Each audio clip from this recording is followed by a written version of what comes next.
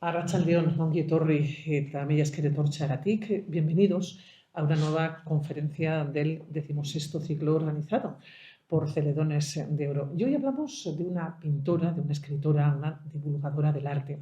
Su relación con el arte se inició desde la infancia. No podía ser de otra manera, porque si ven el apellido venía marcado desde la infancia, prácticamente desde que nació, a qué se podía dedicar. Yo no sé, Dorleta, si en algún momento te planteaste hacer otra cosa que no fuera pintar. No, yo creo. Uy, sí, el micrófono. No, no es que me lo planteara, es una cosa que fue como de una manera como orgánica y natural. Entonces no es que hubo planteamientos, seguí ese camino. Acércate más. Sí, Sí. seguí ese camino de manera natural. Pero no te planteaste nunca hacer otra cosa que no fuera pintar. No. Tú veías siempre pintura en casa. Yo siempre veía pintura en casa, veía a mi padre pintando en el estudio. Conocía a los amigos artistas de mi padre, tanto alaveses como guipuzcoanos, vizcaínos, navarros. En fin, era como algo cotidiano, que luego me he dado cuenta de que no es tan cotidiano. Pero no es nada cotidiano. Eso es. Tuviste la gran suerte, efectivamente, de contar con los mejores exponentes del mundo del arte, del mundo de la pintura. En aquellos años los tenías a mano, los tenías en casa. Bueno, pues Dorleta Ortiz Delguea, hija del gran pintor alavés Carmelo Ortiz Delguea. Dorleta estudia además en la Escuela de Artes y Oficios de Vitoria, pero influida además por diversos y distintos ambientes artísticos, fue ampliando su formación hasta conformar lo que ha sido y lo que es, ¿no?, una interesante trayectoria artística. Además, también tengo la sensación, bueno, esta presentación está siendo diferente a otras ocasiones, ¿no?, porque a mí me gusta mucho hablar con Dorleta y ya estamos muy acostumbradas a hacerlo. Además, Dorleta, hablando de ampliar esta influencia o esta influencia, ¿no?, esta trayectoria artística, tú te dedicaste a estudiar, fuiste a la Escuela de Artes y Oficios. Yo no sé si ya encontraste lo que tú pensabas que te ibas a encontrar. No, pero bueno, sí que de alguna manera sí que me dio ciertas habilidades, ciertas herramientas y siempre se aprende y además es un sitio que realmente merece muchísimo la pena. O sea, muy positivo el paso por allí. Tengo la sensación también que te gusta romper moldes y que has sido una mujer y que eres una mujer un tanto rebelde, ¿no? Sí, bueno, igual cada vez menos, ¿no? Porque eso se cura un poco con la edad. No lo sé, Dorleta, no lo sé. Si O se igual cura, no, pero igual... tengo la sensación que no, ¿eh? Sí.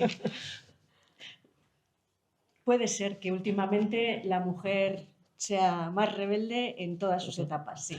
Bueno, yo no sé si conocéis la obra de Dorleta. Hemos asistido a lo largo de los años a varias exposiciones. En el 2024, una muestra retrospectiva, Cuadros Habitados, se presentó precisamente en septiembre de aquel año, y ahí se podía ver la evolución de toda la trayectoria, de toda la obra de ella, que ella misma, ¿no?, reconocía que utilizaba unos tonos menos oscuros.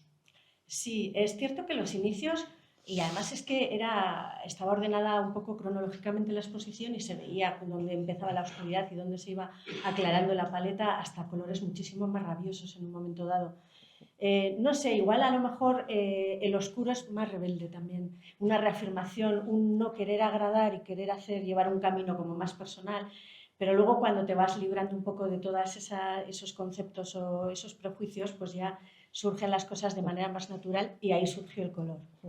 Bueno, yo diría que además de esa rebeldía que se va curando, dice, con el tiempo, que tengo también la sensación de igual que no, sí. es que se ha dedicado a todo, porque hablamos de arte, hablamos de pintura, pero también ha publicado libros, también escribe. Es como si diríamos, siempre estamos muy acostumbrados a hablar del hombre del Renacimiento, ¿no? Parece que solamente los hombres y en aquella época que se dedicaban a distintas facetas artísticas y que todo lo hacían bien. Bueno, pues ha habido a lo largo de toda la historia muchas mujeres también del Renacimiento que se han dedicado a muchas facetas artísticas, ¿no? En este caso, yo tengo la sensación que Dorleta es un poco todo eso, porque también es escritora. Junto con el ilustrador de Titus Aramburu firmó Un cadáver delicioso, con Betagarri Liburuak publicó la obra Estampas y palabras, 21 artistas vascos contemporáneos, con el que llegó a ser candidata al prestigioso premio Euskadi de Literatura en modalidad ensayo en castellano el año pasado, en el año 2025. Además, creo también que este año vamos a ver un nuevo libro tuyo. No sé si estará para este año, pero yo creo que podría ser en unos meses, que precisamente el libro que ha nacido a raíz de esta charla que es Artistas, Musas y Agitadoras Culturales, en un plazo de medio de tiempo será publicado. Sí. Bueno, pues muy atentos porque gran parte de lo que hoy nos va a contar lo veremos o lo leeremos en el próximo libro de Dorleta. En esta conferencia, ya lo he dicho, Artistas, Musas y Agitadoras Culturales, una reflexión, es una visión enriquecida de cómo una mujer ha luchado muchísimo por superar y para superar el rol de musa, convertirse en creadora activa, que lo ha sido siempre, pero que no lo ha sido reconocido. Así Dorleta ha ido recopilando nombres de muchas mujeres, de personalidades femeninas del mundo del arte que han sido condenadas al ostracismo, ¿no?, a lo largo del tiempo. Algunas más, porque algunas puede que sean más conocidas, pero hay otras que son muy desconocidas y es fascinante recuperarlas. Bueno, pues aquí está, Dorleta Arte del Guía, con una presentación un poco diferente, pero más charlada. Y vamos a conocer quiénes son las artistas, musas y agitadoras culturales. Sí, muy bien. Bueno, pues ante todo, damas y caballeros, muchísimas gracias por acompañarme aquí en esta charla, que es la tercera vez que la doy, porque esta fue escrita para el Museo de Bellas Artes, en conversaciones en el museo, la di la primera vez, luego en la Fundación Vital, en el ciclo de igualdad, pero esta tercera vez, aunque lleva el mismo título, cambia el formato. Para mí es muy experimental, porque, como he dicho antes, esta conferencia dio pie a un libro en el cual amplié la información, el contexto, reflexiones sobre obra de las artistas y agitadoras culturales que aquí hay, y amplié también el número de mujeres. Entonces, esta vez, en vez de ahondar en unas pocas, prefiero hacer algo más ágil, con más contenido visual, y dar unas pinceladas de cada una. He traído 35. No sé lo que nos dará el tiempo, pero comenzamos un poco y vamos descubriendo. Seguro que habrá algunas que os sonarán o las conoceréis, pero seguro también que hay alguna que os sorprende. Y empezamos, porque va en orden cronológico, por la primera mujer, que data del siglo X y que se llama, a ver, que la ponga, Ende de Autrix. Ende es la única mujer iluminadora de textos bíblicos que conocemos hoy en día, que haya existido en todo el occidente medieval. Bueno, Ende es muy misteriosa. Se sabe de su existencia y de su obra porque el Beato de Girona, que es una copia miniada del Beato de Liébana, pues en el colofón de esa obra viene su firma como Ende Dei Autrix, Ende auxiliadora de Dios, junto a la del monje Emeterius, que era Emeterius Pater et Presbyter. Entonces, los estudiosos y eruditos supieron enseguida, siguieron sus pasos, conocieron su obra y dijeron que era de una gran importancia porque, sobre todo, más especialmente la de Ende que la de Emeterius, porque anticipaba el románico. Ende, claro, su identidad es un misterio, ya que es tan antigua, ¿no? Entonces, los estudiosos piensan que tiene que ser una monja, porque se la sitúa en el scriptorium del cenobio dúplice de Tábara, en Zamora, junto a este monje Emeterius, aprendiendo el delicado arte de la iluminación. Pero también hay quien dice que es extraño que una simple monja tuviera, digamos, el honor, ¿no?, de realizar esos dibujos y además de firmarlos. También hay quien lo aúna y dice que pudiera ser una mujer, porque Dei Autrix era un título que se otorgaba a religiosas, pero también a mujeres de alto rango. Entonces, que pudiera ser una mujer de alto rango de venida religiosa que luego se hubiera iniciado aquí.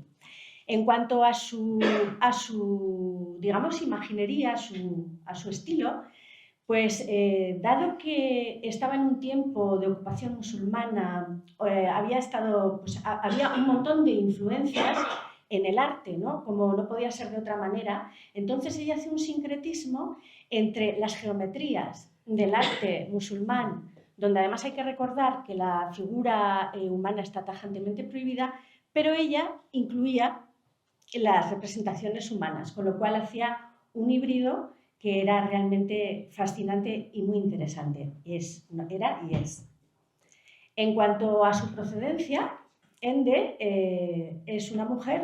fue una mujer asturleonesa Sí, vamos, es de la cornisa cantábrica seguro y muy probablemente asturleonesa. Bien, tenemos aquí a Fe de Galicia.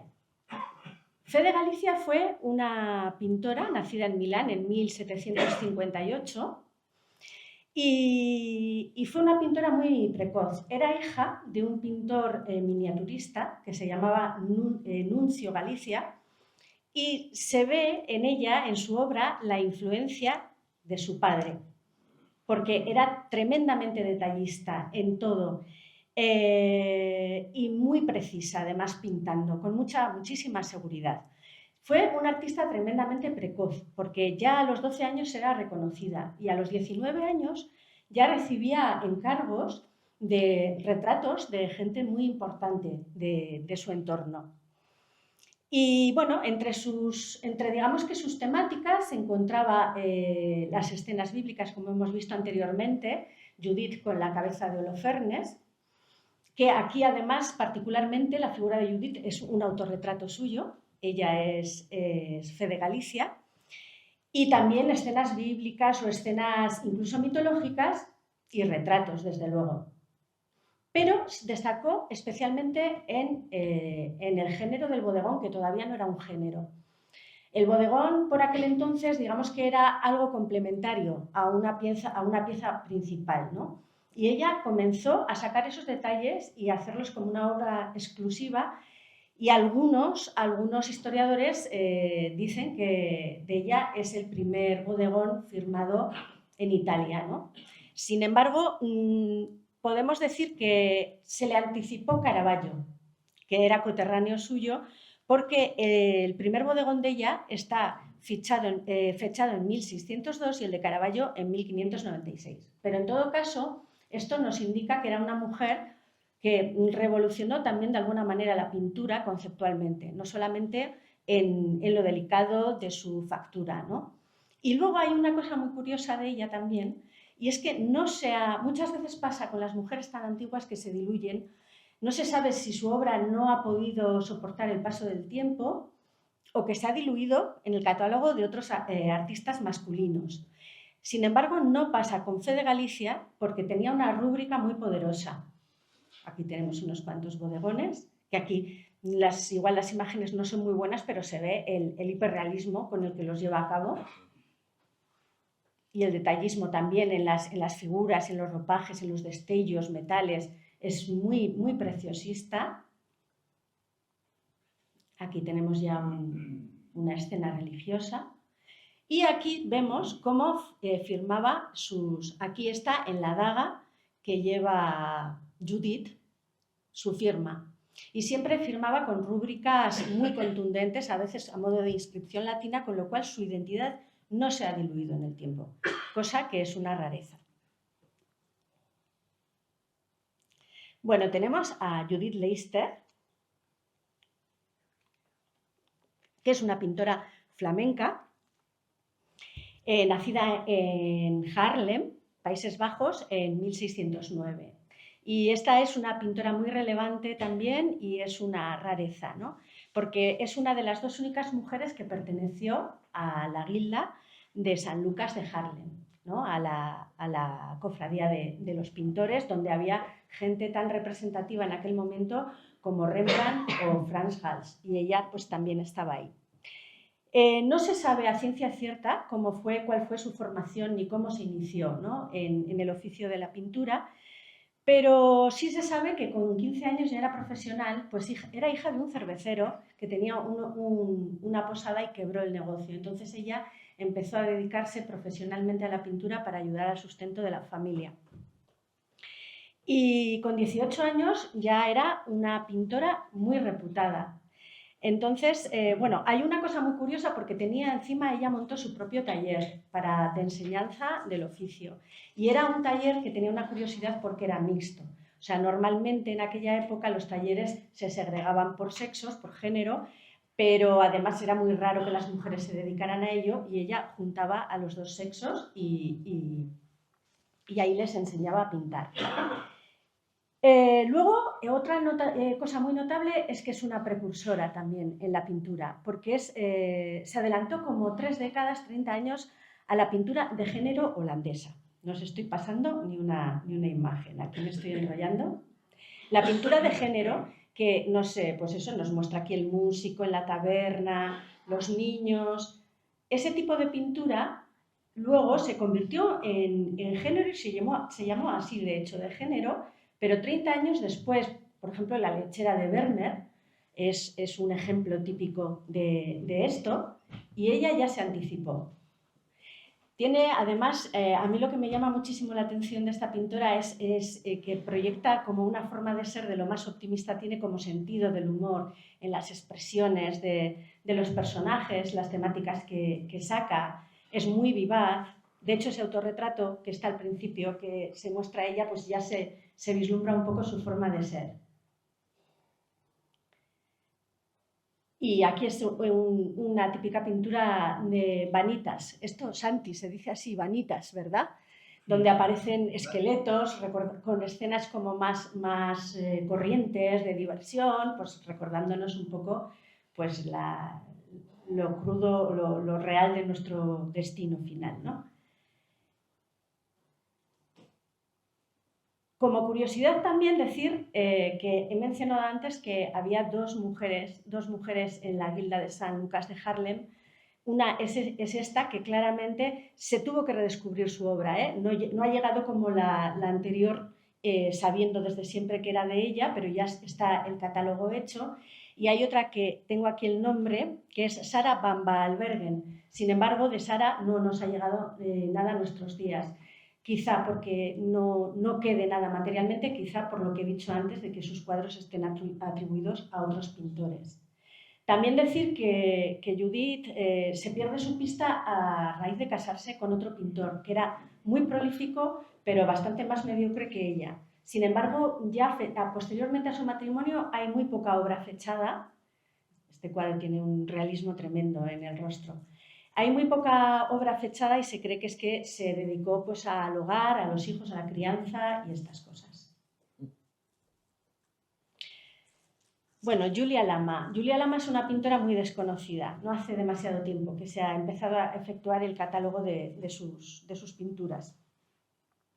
Bueno, yo estaba buscando por la web y así representaciones de Judith y Holofernes, porque es un tema recurrente en toda la historia del arte, y entonces así iba haciendo descubrimientos. Algunos eran pues, bueno, pintores reconocidos que me sonaban, pero de repente me encontré con Julia Lama, ¿no? Y además en una representación de Judith y Holofernes como poco habitual, porque evita la decapitación y hace la representación en un momento antes, ¿no? Es como que evita ese momento crudo. Y bueno, Julia Lama fue una pintora veneciana que nació en 1681 y que está, pues digamos que vinculada al neotenebrismo. Hay quien dice que tiene influencia de Tiepolo. Yo particularmente pienso que son muy diferentes. Tiepolo es más academicista, más colorista, más vitalista.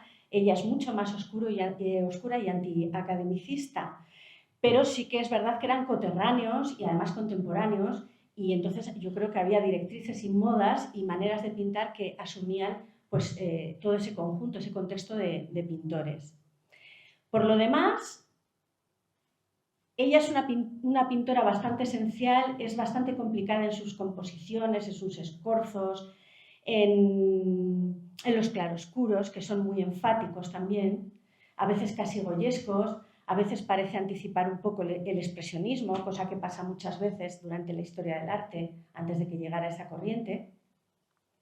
Y en cuanto a ella como persona se conoce poco, se sabe que había estudiado matemáticas, pero que se sustentaba como bordadora y que fue muy poco apreciada por sus compañeros masculinos, nunca perteneció a ningún grupo de pintores, no, fue como y sus cuadros estaban dispersos por diversos museos provinciales hasta que unos historiadores se dieron cuenta y hicieron la recopilación de su obra.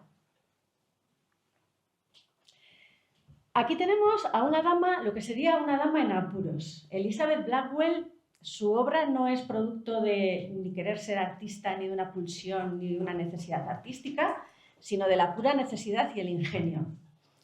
Elizabeth Blackwell nació en Escocia en 1707. Miro las fechas porque los años se me escapan. Y es una mujer que en la época pues, se casó un poco tardíamente para aquel entonces, con 28 años, con un señor un poquillo dudosillo. Un señor que tenía buena educación, pero que se metía en aventuras de dinero que luego no podía solventar y que incluso llegó a ejercer de médico sin la titulación pertinente. Tenía conocimientos, pero no la titulación pertinente, con lo cual acabó en la prisión de deudores. Entonces Elizabeth, como tenía una educación muy refinada porque era hija de un rico comerciante, sabía dibujar, tenía pues ciertas dotes y formación artística. Y también demostró mucho ingenio financiero porque se dio cuenta de que entre los boticarios y médicos había un vacío entre las nuevas plantas que se estaban descubriendo en el Nuevo Mundo. Y ella decidió realizarlo, dibujarlas y clasificarlas. Y era, pues para llenar ese vacío, le apoyaron algunos reputados médicos, también en el colegio de boticarios, y se instaló en el Chelsea Physic Garden y realizó A Curious Herbal, que es una obra que al final tuvo 500 ilustraciones de diferentes plantas. Su marido le ayudó desde la cárcel a escribir el nombre científico de las plantas en diferentes idiomas y ella hizo un trabajo que normalmente habrían hecho pues, 3 artistas diferentes, porque ella grabó las planchas de cobre, dibujó, grabó y además coloreó a mano una por una todas las planchas de cobre y además a la vez se dedicaba también al cultivo de estas plantas. Con lo cual a mí me parece una proeza y una rareza. Consiguió sacar a su marido de la prisión, aunque creo que luego volvió a caer. Y la siguiente, Bert Weil.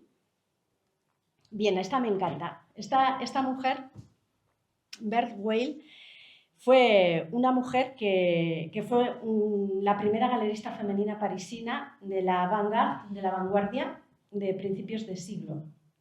No sé si lo he apuntado, se me ha escapado por aquí. Ah, no, está aquí. Nació en 1865 en París, de una familia numerosa, de ascendencia judía y muy, muy humilde, porque su madre era costurera, su padre se dedicaba a la limpieza y eran muchos hermanos. Entonces ella empezó a trabajar en una tienda de antigüedades que llevaba su primo y se hizo además experta en grabados del 18.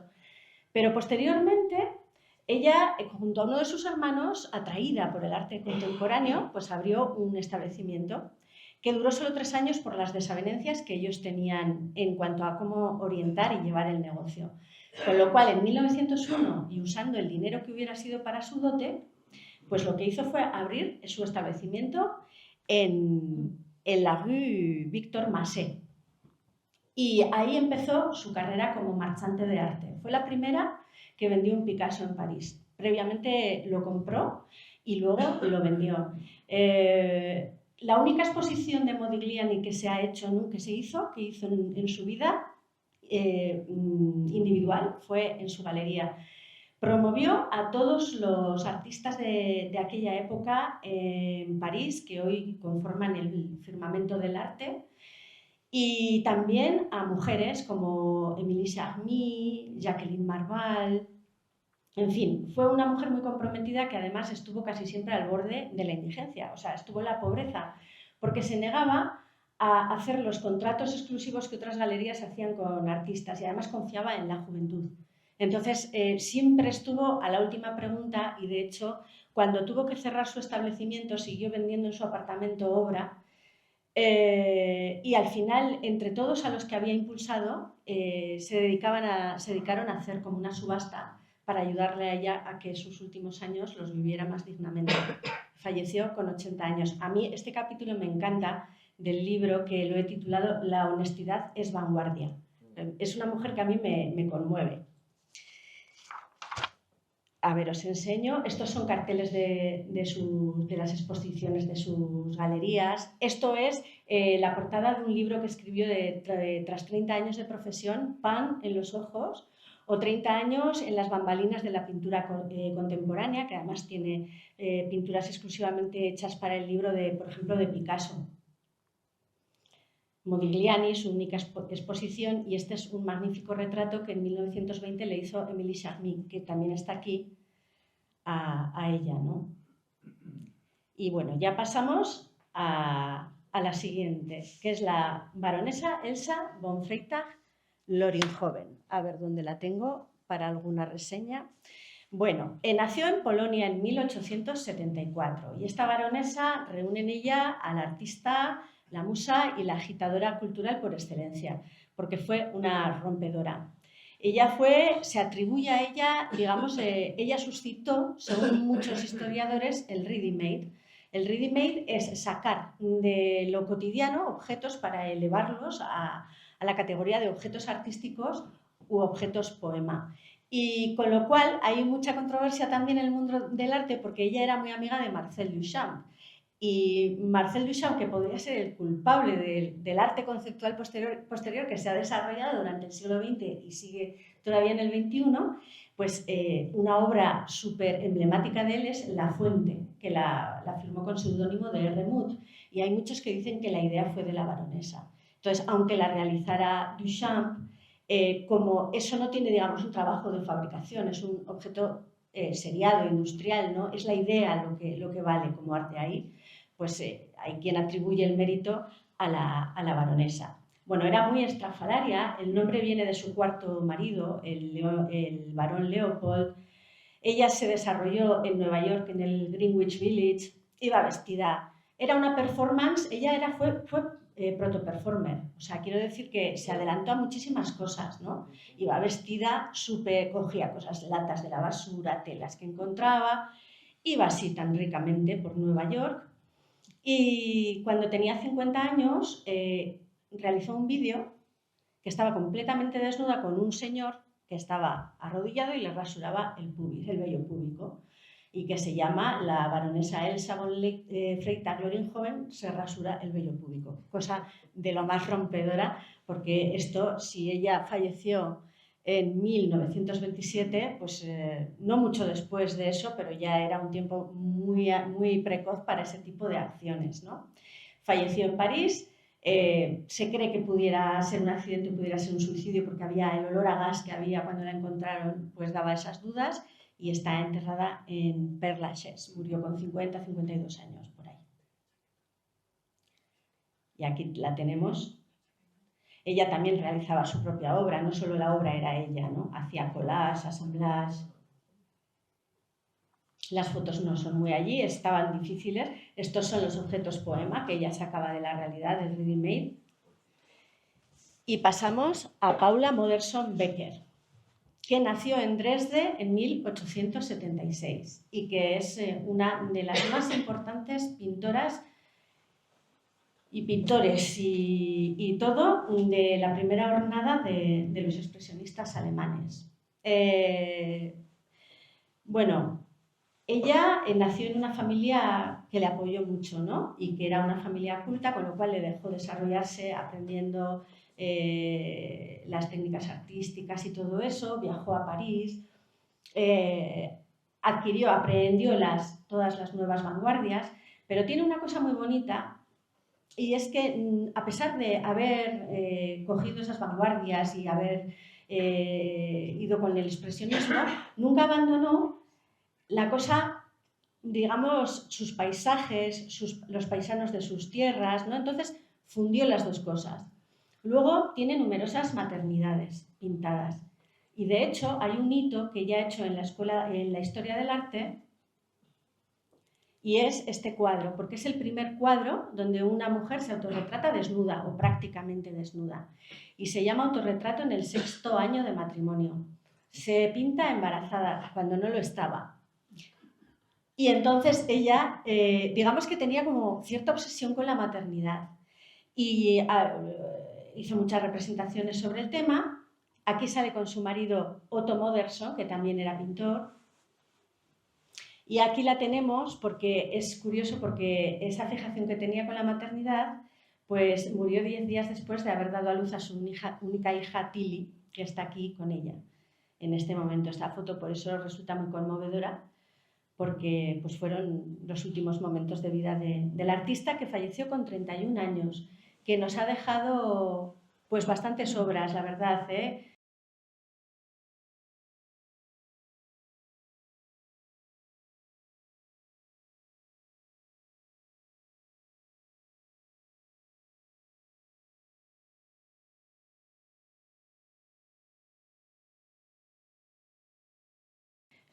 Cientos de obras y muchos, miles de dibujos, que es la primera mujer a la que se le ha dedicado un museo en Alemania a su nombre, dedicado a ella. Y que era muy amiga también de Rainer Maria Rilke, el poeta que cuando murió le dedicó toda una especie de elegía a la muerte de su amiga. Una figura además que tiene una pintura que es, francamente, tiene lo que se dice patos, que es cuando algo te conmueve, no sabes, no es por una técnica excelente, es por algo que es intangible, que se comunica desde el artista, desde el lienzo, lo que sea que haya hecho, al espectador sin mediación casi de la razón, lo que llega a emocionar, ¿no? De alguna manera ella lo tiene muy acusado. Y Gabriel Munter, que también últimamente ha habido una exposición de ella en el Thyssen de Madrid, y se está recuperando mucho, como con Maruja Mayo, que está pasando, que también se está recuperando mucho su figura. Y Gabriel Munter fue una pintora magnífica y esencial también del primer expresionismo alemán.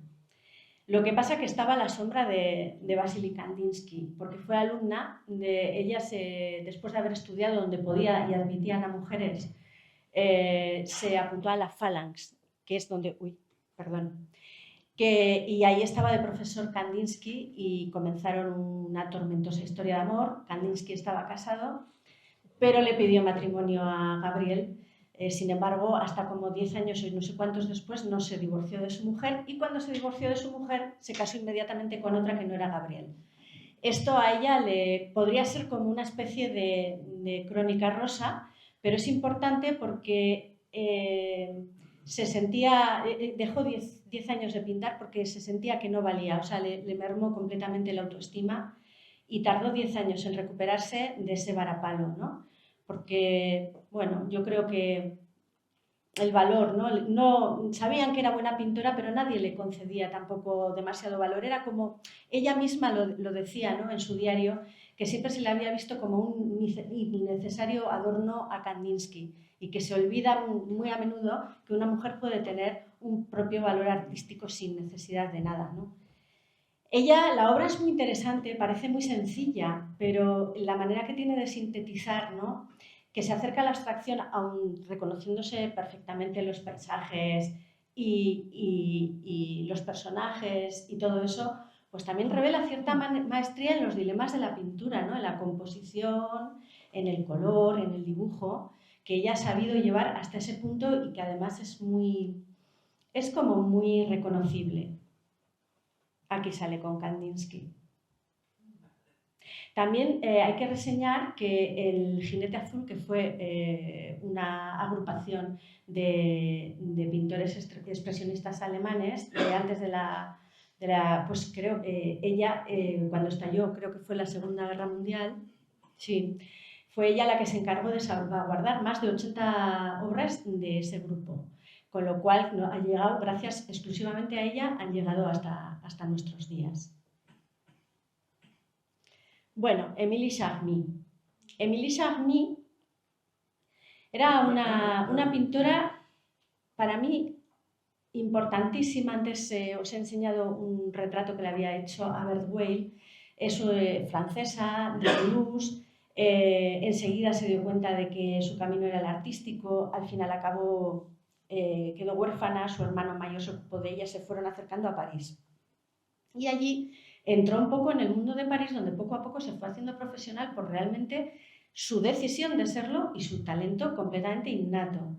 Al principio empezó pintando más obra posimpresionista, bellos paisajes de Córcega, que le hicieron además tener una buena economía porque se vendían muy bien y se estableció de alguna manera, hasta que poco a poco fue centrándose más en la figura femenina, realizando unos desnudos pues preciosos. Bueno, la crítica de aquel momento, dentro de su mentalidad y contexto, decía que era admirable porque tenía la gracia de la mujer y la fuerza del hombre, que ahora sabemos que eso, bueno, pues va en cuestión de sensibilidades y no tanto de géneros, pero y dice que pues gracias a eso sostenía nuestra atención y nuestra mirada. Lo que sí que estamos de acuerdo es que eso es así, ¿no? Esa sensualidad, la simplicidad a veces, ¿no? Casi también rozando la abstracción, el interés de los fondos, la urgencia, la manera de representar a la mujer también, ¿no? Con un erotismo implícito, o sea, explícito de alguna manera. Y también la curiosidad de que una de sus modelos era su amiga Colette, la escritora Colette. Recibió la Legión de Honor, fue reconocida en Francia, pero luego pues, poco a poco cayó en el olvido, hasta que hace no mucho en Estados Unidos, en Chicago, le hicieron una retrospectiva en el 2014 y la recuperaron un poquito, pero no es de las más conocidas. Fijaos qué trazo.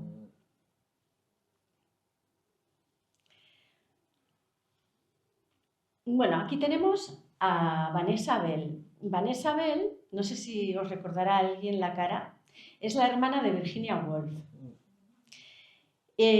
Fue una importante pintora posimpresionista, de hecho fue una de las que introdujo esa corriente en el Reino Unido, ¿no? Y es una mujer que quedó un poco ensombrecida también pues, por la fama y el genio de su hermana. Aquí tenemos a Virginia Woolf retratada por ella. Y ella fue también junto a Virginia y a sus respectivos maridos, Clive Bell y el marido de Virginia, que no recuerdo cómo se llama, los que formaron el círculo de Bloomsbury, de intelectuales, de artistas. Ellas eran como el centro, ¿no? de esa intelectualidad. Y fue una pintora que se dedicó mucho a las... porque ella quedaron huérfanos muy jóvenes, eran muchos hermanos y en ella recayó el peso de criar o educar o ocuparse de sus hermanos, pero siempre sacó tiempo para el arte. Y entonces sus escenas muchas veces son escenas domésticas, que puede que estén un poco no denostadas, ¿no? Pero como un género menor, cuando a mí me parece realmente tan fascinante como cualquier otro género más épico, entre comillas, porque además nos da un documento muy cercano y real de la vida, ¿no? de la vida que les circundaba. De hecho, algunos de los retratos más conocidos de Virginia Woolf pues nos han llegado gracias a ella, ¿no? a sus retratos, a su pintura. Y aquí tenemos a María Gutiérrez Cueto Blanchard, en arte María Blanchard, que seguro que a esta le conocéis todos porque es muy conocida aquí, que fue una pintora, la verdad es que tiene como una contradicción porque tiene esa fragilidad de su persona, de su historia personal, de su físico, su salud y emocionalidad, y luego la potencia tremenda con la que ella llegó a pintar, ¿no? Porque ella tenía una escoliosis muy, muy pronunciada que tenía prácticamente yo creo que desde su nacimiento. Hay quien dice que fue una caída de caballo cuando estaba embarazada su madre de ella la que le hizo este daño.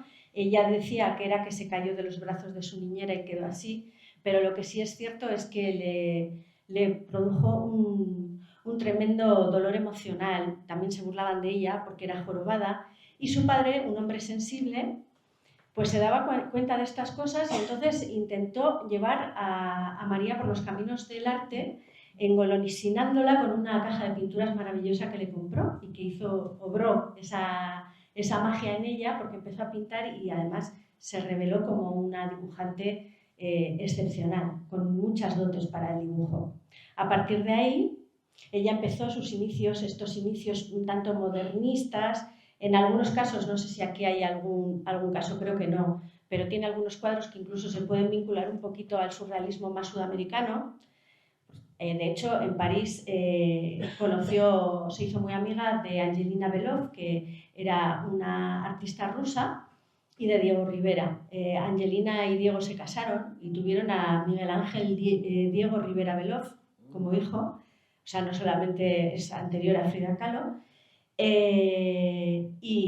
siempre fueron muy amigos, Diego y María. Y María de alguna manera sí pudo tener esas influencias, pero luego en sus posteriores viajes a París ya aprendió, digamos, las nuevas vanguardias, particularmente el cubismo, hasta el punto de convertirse en uno de los máximos exponentes junto a Picasso y Juan Gris del cubismo español.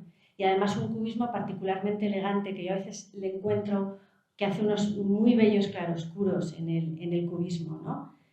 Con un dominio del color. Ella también asumió la cátedra de dibujo de la Universidad de Salamanca y desgraciadamente murió a los 50 años nada más por una tuberculosis, después también de haber padecido mucho físicamente por su espalda y sus dolencias.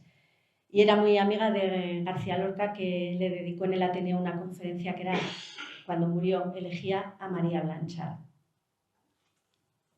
Aquí habla un poco de esos claroscuros, ¿no? Ese rojo inglés, ese negro, diría, con los blancos. Encuentro que es un cubismo muy elegante el de María Blanchard. Bueno, aquí tenemos a Amy Hennings y esta también, junto con la baronesa Elsa, pues es una artista, musa de otros artistas y activista, porque fue una de las fundadoras del Cabaret Voltaire que dio lugar al movimiento antiarte Dada. Entonces, pues ahí es nada, ¿no? Es una mujer, además, que nació en un entorno muy pobre, era alemana. Su madre era ama de casa, su padre pescador, y ella siempre le atrajo mucho la poesía, la actuación, y además tenía un lema muy, muy simpático y muy curioso de cuando era pequeña, que decía: robaré bancos y lo cantaré en poemas. Bueno, ella tuvo una vida tremendamente agitada, ¿no? Empezó a trabajar en cabarets, hacía una suerte de spoken word, de performance, que aunaba pues, la poesía, el recital con la música, la danza. Se casó, tuvo un hijo, murió, le abandonó su marido, luego se unió a un gitano húngaro que se llamaba, como era, Walter Bio, con el cual estuvo recorriendo los países de Europa por los villorrios, cantando, bailando para sustentarse. Dio muchas veces, se prostituyó también, dio con sus huesos en la cárcel, los calabozos de los pueblos. Y bueno, cuando ya se separó de Walter Bio, pues conoció a su más destacado marido, que fue Hugo Boll, que es uno de los poetas más importantes del movimiento dadaísta, con el que fundó el Cabaret Voltaire. Y bueno, ella es una poeta muy destacada, era muy admirada, por ejemplo, por Hermann Hesse. De hecho, aquí tenemos la foto porque mantenían además correspondencia. Entre las obras que tiene, por ejemplo, había una cárcel que admiraba mucho. De hecho, ella luego sí estuvo en la cárcel, ya no en calabozos, sino en la cárcel, por una cuestión de falsificación de pasaportes y, bueno, pues ese tipo de cosas.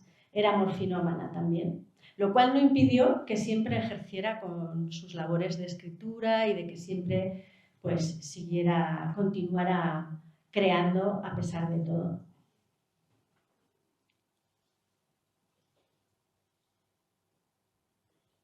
Y aquí tenemos la tumba donde están los dos, Hugo Boll y Amy Hennings.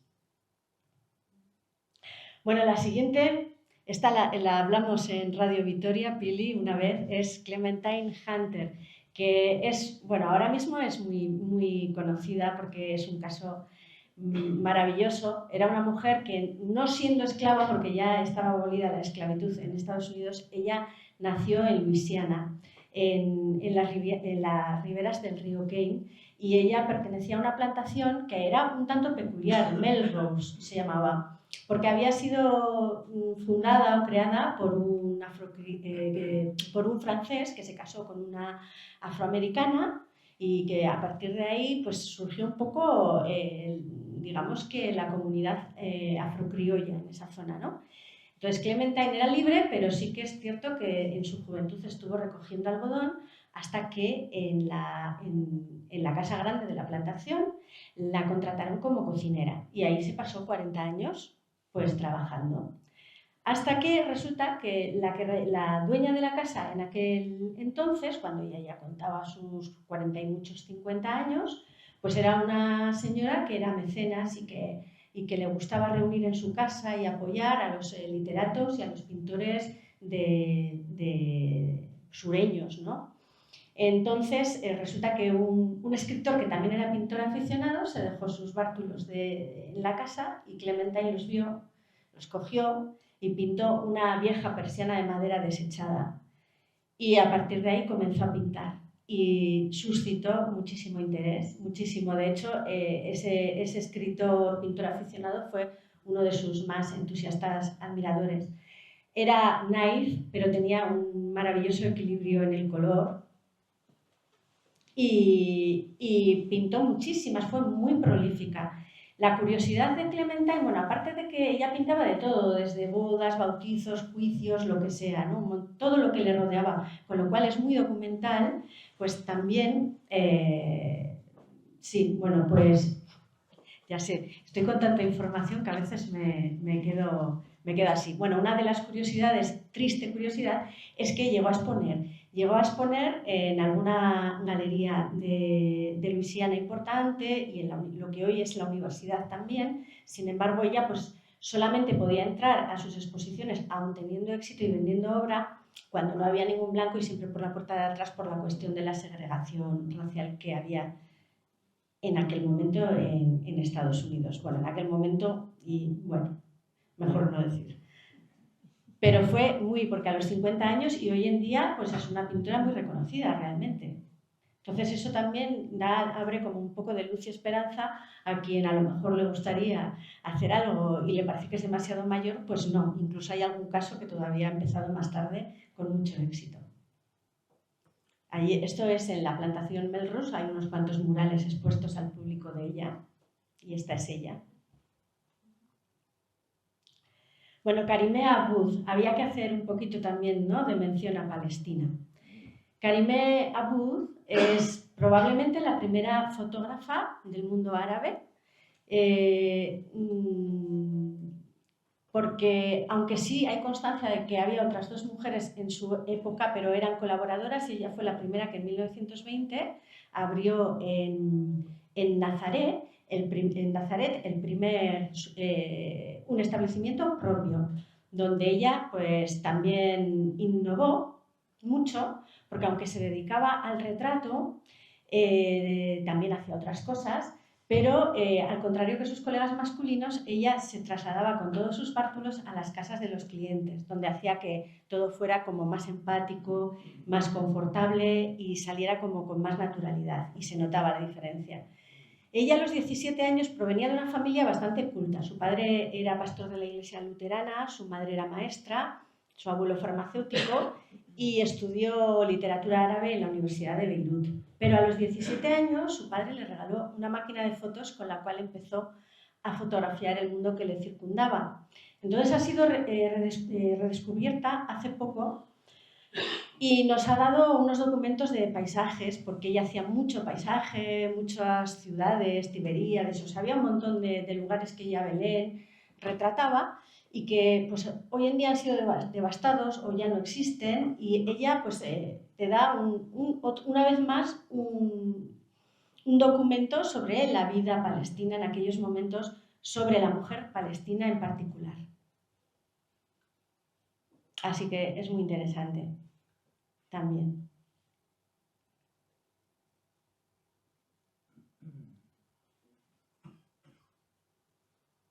Ella misma solía colorear muchas veces sus fotografías a modo de postal. Y bueno, pasamos a Pan Julián, que bueno, tiene una vida que podía hacerse en una película y quizá la haya, no lo sé, no tengo conocimiento de ello, pero ella nació en China meridional y quedó huérfana a los 14 años. La familia era pues paupérrima y se hizo cargo de ella un tío suyo, que la vendió a un prostíbulo. En ese prostíbulo, un alto funcionario del gobierno la conoció, le gustó la chica, la compró y le hizo su segunda esposa.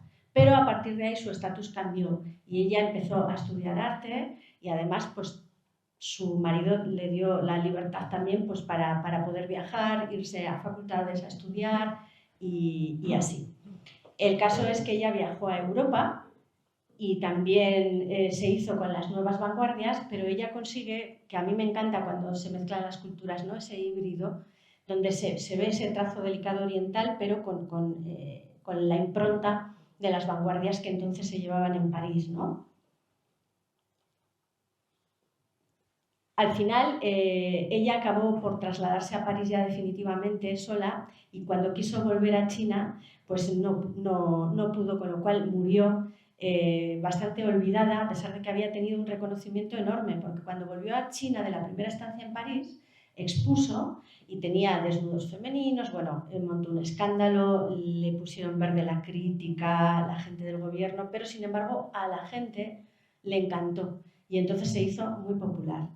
Sin embargo, pues bueno, murió al final en un ático de París, alcoholizada y prácticamente olvidada.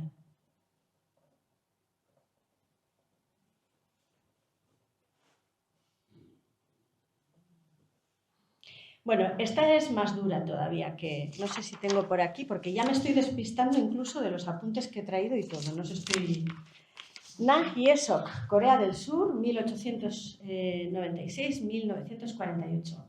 Esta mujer pertenecía a una familia acomodada, era muy buena estudiante, con lo cual tenía tendencia también hacia el arte y fue a estudiar a una escuela de bellas artes de Japón, donde había un movimiento feminista pues como era muy activista, ¿no? Y eran unos que habían creado ese movimiento feminista, una revista que se llamaba Seito, que era una revista femenina, pero una revista que hablaba del aborto, de la sexualidad femenina, de cosas que no eran habituales en la época. Y ella se impregnó de eso y además volvió convencida a Corea del Sur, que además estaba pasando un periodo especialmente conservador, ¿no? Ella fue un poco la imagen, se hizo conocida tanto como pintora como por ensayista y escritora, ¿no? Siempre feminista y activista. Y fue conocida y encarnó la imagen de una mujer que se dio en llamar allí la mujer nueva, que vestía la occidental, que trabajaba, que estudiaba, en fin, que pues era más actual, ¿no? También estuvo en la cárcel por activista política porque no era una activista de salón, sino que era bastante cañera y salió con pasquines y tal a las revueltas que había en aquel momento. La detuvieron y pasó 5 meses en la cárcel y allí conoció al que fue posteriormente su marido, que era su abogado defensor. Se casaron, ella hizo un contrato prematrimonial con su marido, en el cual estaba establecido que tenía que dejarle pintar y escribir y continuar con su actividad, ¿no? Y tuvieron varios hijos, pero ella cayó en desgracia. En París con su marido viajaba, volvía y apareció un coreano que creo que era religioso o algo así. Y les acusaron, yo no se sabe a ciencia cierta si es cierto o no, pero les acusaron de mantener un romance, o sea, ella de adúltera, y el marido estaba convencido de que así era y entonces en Corea del Sur pues fue, aquello era, pues le quitaron los niños, la dejaron en la calle, las leyes eran así y se quedó completamente, pues ni con lo que había pactado el matrimonio, completamente además mal vista, empezó su caída a los infiernos, a partir de ahí encima escribió un libro que se llama Confesiones de un divorcio, que fue durísimo y transgresor, que hoy en día pues está muy valorado por las mujeres feministas en Corea, que la han restaurado su imagen. No, y al final murió, perdió también un poco, se desequilibró, estaba en psiquiátricos y murió en el anonimato, nadie fue, la enterraron en una fosa común y ahí se quedó esta mujer que hoy en día pues también ha sido recuperada. Este es un autorretrato que hizo que también era muy innovador porque era muy directo, sin asomo de coquetería y que tampoco lo veían bien, siempre con todo prejuicio sobre la imagen de la mujer, que no era recatado retratarse, pero si se retrataba tenía que ser de cierta manera. Ella no cumplía ninguna de esas normas, fue muy valiente. Y de hecho las mujeres más valientes, un poco de este compendio, he notado que mueren jóvenes y en malas condiciones. O sea, pagan un alto precio. Algunas de sus pinturas. Y aquí está ella con sus cuadros. Bueno, está seguro que a todos nos suena porque ha producido junto a Man Ray las imágenes más icónicas del siglo XX, ¿no? Como este cuadro con una escultura de Brancusi, por cierto, esta famosa, ¿no? Quiquí de Montparnasse fue también una agitadora, fue sobre todo musa. Es como, digamos, el paradigma de la musa, de las nuevas vanguardias de la vanguardia parisina. Fue una institución. A ella, pues, fue musa de Chan Soutine, de Kees van Dongen, de Pablo Gargallo, de Modigliani, de Picabia, pero de Man Ray sobre todos los demás. De este fotógrafo de Filadelfia, que, bueno, tuvieron el flechazo en cuanto se vieron, no se separaron en lo que duró su idilio y que produjeron estas imágenes icónicas, ¿no? Quiquí tuvo una vida muy larga como musa en ese París, en ese Montparnasse tan agitado de aquella época, porque estuvo en auge desde 1920 hasta 1939 y de hecho además tuvo un cabaret que se llamaba Chez Quiquí, donde se reunía todo lo más granado del arte de aquella época. Y aquí tenemos algunas efigies de ella. Esta de Gargallo, por cierto. Y estos son cuadros de ella misma, porque aparte de musa y también un poco agitadora por lo que conlleva, ¿no?, en el puesto, pues también ella se dedicaba a la pintura de una manera muy naif, pero que su gracia, frescura, descaro también y su fama le ayudaban a tener bastante éxito y vender bastante obra en aquella época. Ella también fue muy transgresora y también falleció pues, de manera prematura, alcoholizada, leía la Buenaventura en los cafés, casi estaba en la calle y se desvaneció en la Rue Bréa de París y falleció a los 50 y poco años de edad. Pero Ernest Hemingway dijo, por ejemplo, que ella fue un monumento a sí misma y a toda una época dorada de Montparnasse. De hecho, la coronaron la reina de Montparnasse en sus buenos tiempos. Este es un cuadro suyo también, que tiene como un poco de matiz, ¿verdad? Bueno, María Izquierdo. No sé cómo iremos de tiempo. Si nos estamos aquí alargando mucho, tú me avisas, ¿vale? Cuando ya sea y ya dejamos donde sea, porque puede ser, si no... Bien, esta es María Izquierdo. Siempre tenemos en mente a Frida Kahlo, que es la más conocida, que desgraciadamente también yo creo que la han quemado un poquito, ¿no?, con tanto merchandising y todo esto. Pero tenemos a María Izquierdo, que probablemente pudiera ser la artista y activista feminista más importante de su generación en México. Bueno, María Izquierdo, a ver dónde tengo la fecha, si lo encuentro, nació en Jalisco en 1902. Y cuando tenía 14 años le obligaron a casarse con un militar, con el que tuvo varios hijos. Y cuando le destinaron a su marido a México capital, ella se apuntó a la Escuela de Artes de allí, que la llevaba, por cierto, tenía algún puesto importante, Diego Rivera, y destacó mucho. De hecho, Rivera dijo que María era la artista de más talento y proyección del centro, lo cual le hizo que, vamos, no le hizo ningún favor, porque al revés, le cogieron como mucha manía. Sin embargo, fue la primera en exponer, en que le ofrecieran exponer en el extranjero, y de hecho además nada más ni nada menos que en Nueva York. Y allí pues expuso 14 cuadros en una exposición y de ahí se hizo una pintora internacional.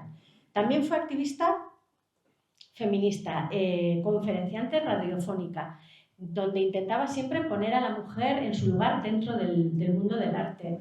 Y también coordinaba pues, un grupo de mujeres que realizaba cartelería antifascista, ¿no? Ella era la coordinadora.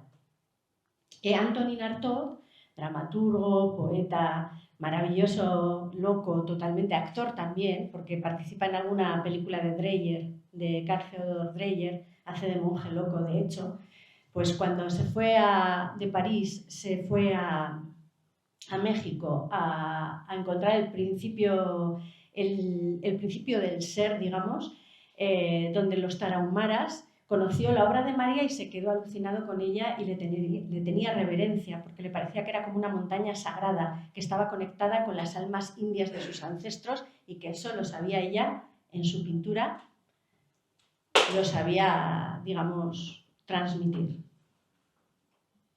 Tiene mucho de ese surrealismo, ¿no? Iberoamericano.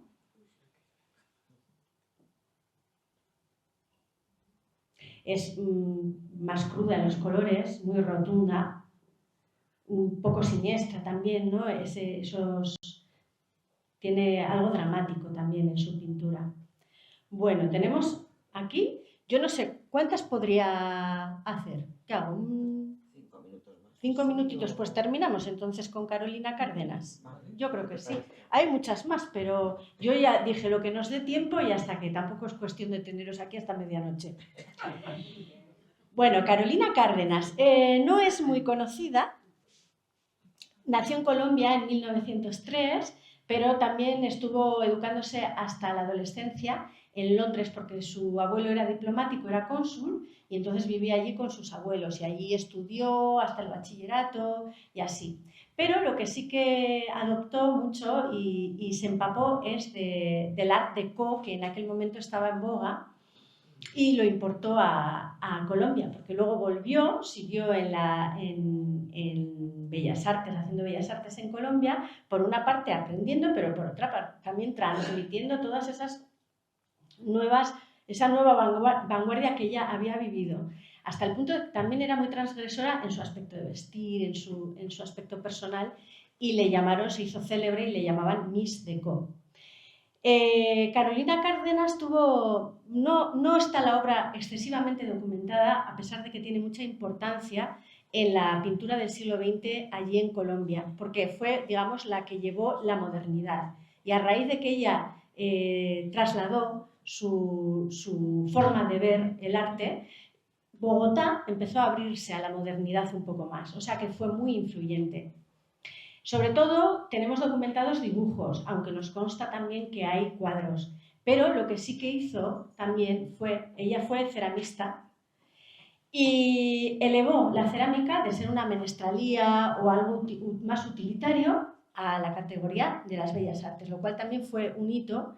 De hecho hay aquí, creo que conseguí una de las pocas, porque tiene muchísimas más, pero no hay imágenes, ¿no? De botella azul, ¿no? Ahí se ve una botella en esa especie de cerámica de porcelana, que es una mujer, y ella consiguió que se aceptara, que se hicieran exposiciones, pues como intrínsecamente como si fueran esculturas, con el mismo nivel.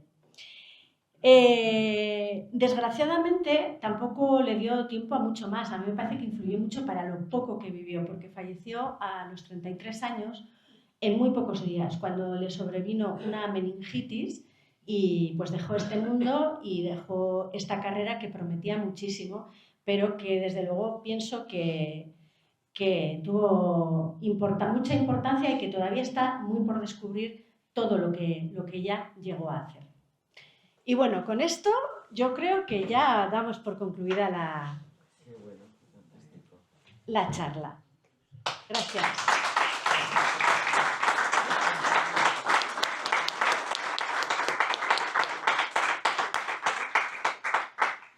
Hoy ha sido muy ameno. Sí. Todo este recorrido decías que tenías 35. ¿Cuántas has ponido? 36.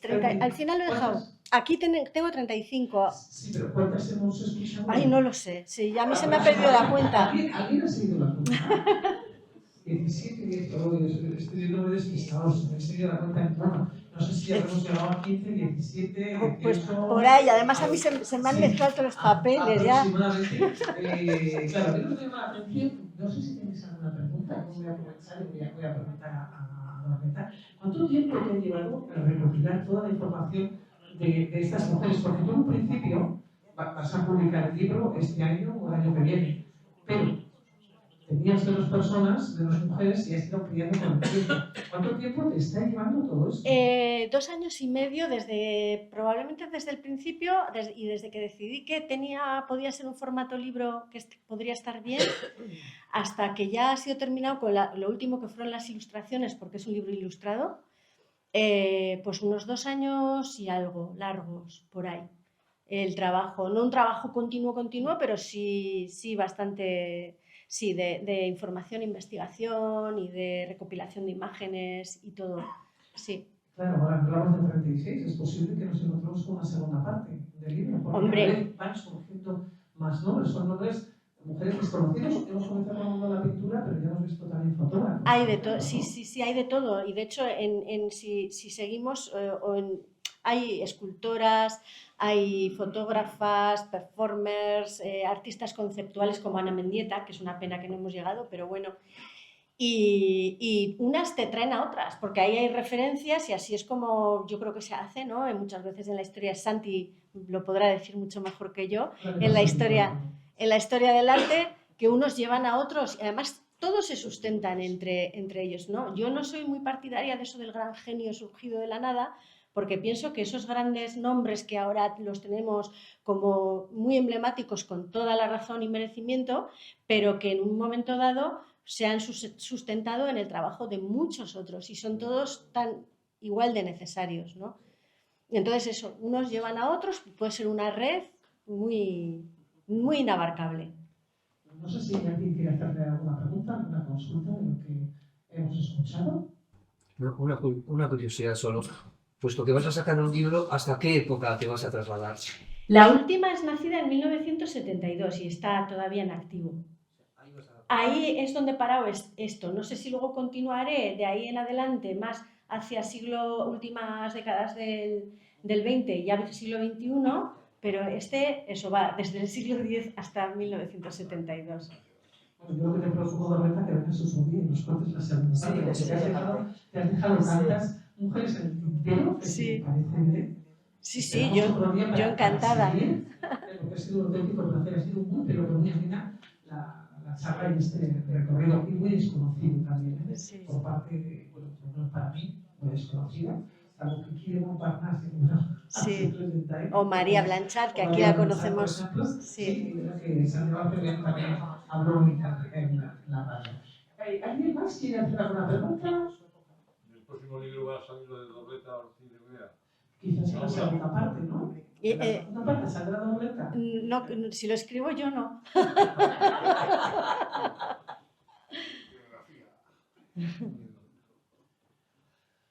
Pues si no hay más preguntas, Dorreta, pero te esperamos otro día, Dorreta. Gracias, Pili. Yo encantada cuando me digas, como cuando te digo en la radio, yo cuando me llamas ya sabes que voy. Y sí, ha sido un placer y muchísimas gracias a todo el mundo.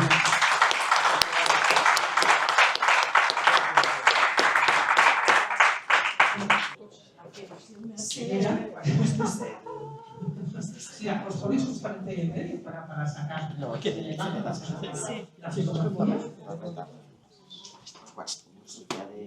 Te pones aquí, Sí.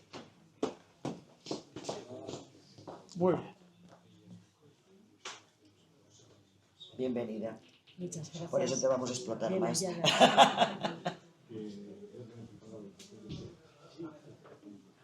Vale. Y ahora te entregamos la figurita. Cuidado, siempre decimos, cuidado con la mano, que se rompe la manito. Con eso es. Sí. Y bueno, pues Muy bien, un aplauso ahora, ¿eh? Gracias.